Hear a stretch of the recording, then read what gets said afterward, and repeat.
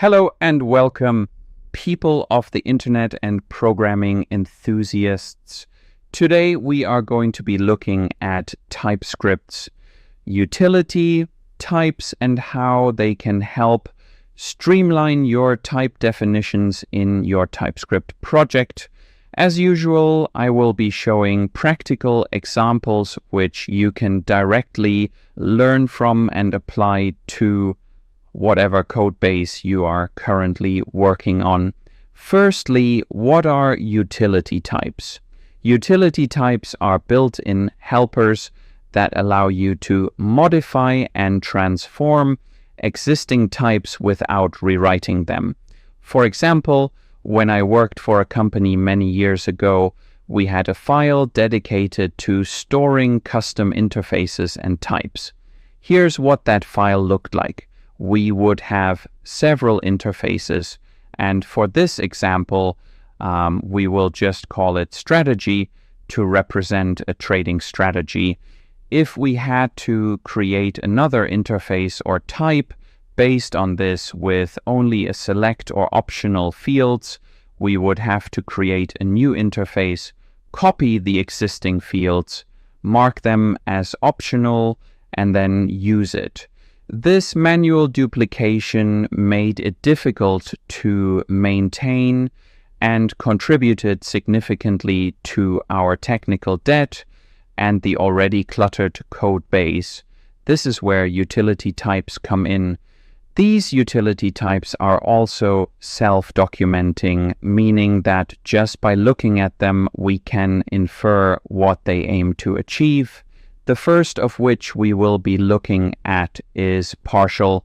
Partial is a utility that allows us to make every field of the type T optional if we use the partial utility on our strategy interface by creating a new type called optional strategy and hover over that defined type. We can now see that every field is now optional. If we were to modify the original strategy interface, we can see that our optional strategy still stays in sync, and thus there is no need to create a new interface based off of it, which is quite cool. Next, we have required, which is the opposite of partial, and instead makes every field in the type T required, including any optional fields. Let's update our strategy interface and make the leverage field optional. If we create a new type called required strategy using the required utility type and hover over required strategy, we can see that all fields are now required. Next up is read-only. Read-only allows us to make every field of a type read-only, meaning we enforce immutability and deny the modification of any property of that object. Let's apply this read-only utility type to our strategy interface and call it final strategy. We will also create a new strategy using this interface and give it an arbitrary name, risk, leverage, and expiration.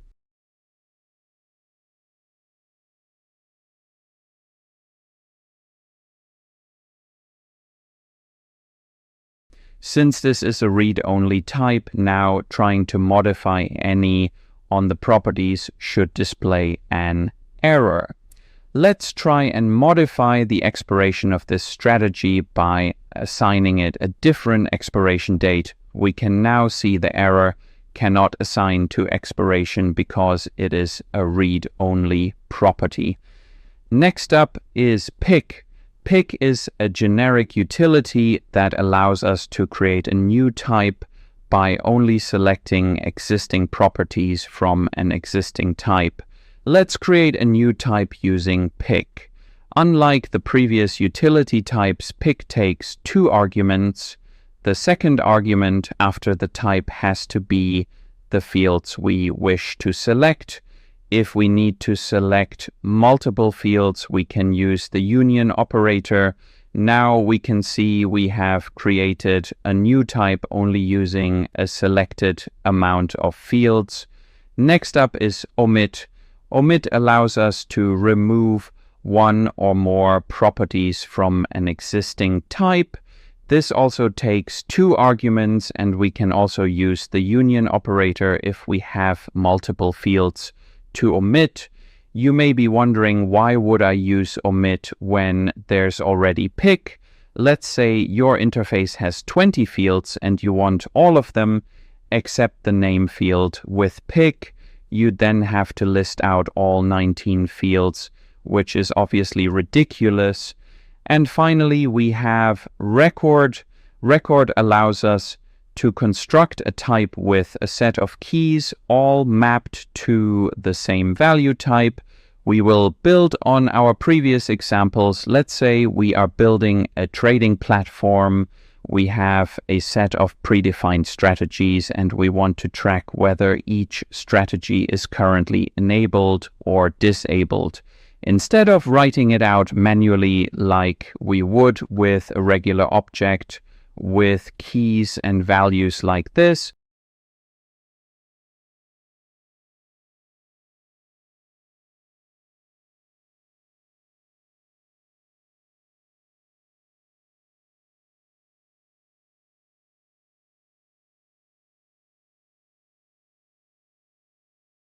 we can define a new type called strategy name with names and the union operator. Now we can use record to assign all these strategy names as booleans. And if we use this type, we can now assign those properties, and the value of it will always have to be a boolean. Let's try something a bit different, like using nested objects with set types. We'll create a new type called strategy state.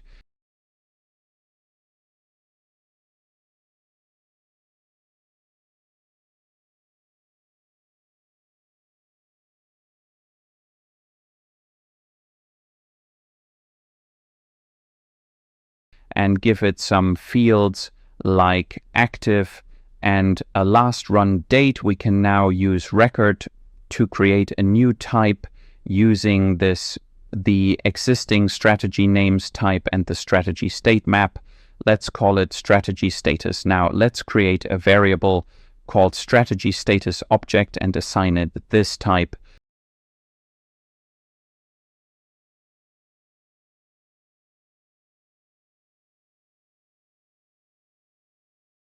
We now have access to types to create a nice nested type using nested objects with type safety. If we want to go crazy and make the other developers on our team hate us, we can do something like making all fields required, but only select certain fields, drop a specific field, and then make everything optional and read only. That would look something like this. This is obviously stupid and excessive, but shows that we can go one step further and even nest utility types if we wanted to. That's all for today. Thank you very much for watching. If you enjoyed the video, please remember to like and subscribe. As usual, I will leave a GitHub link in the description with the code for you to look at. Until next time, take care and goodbye.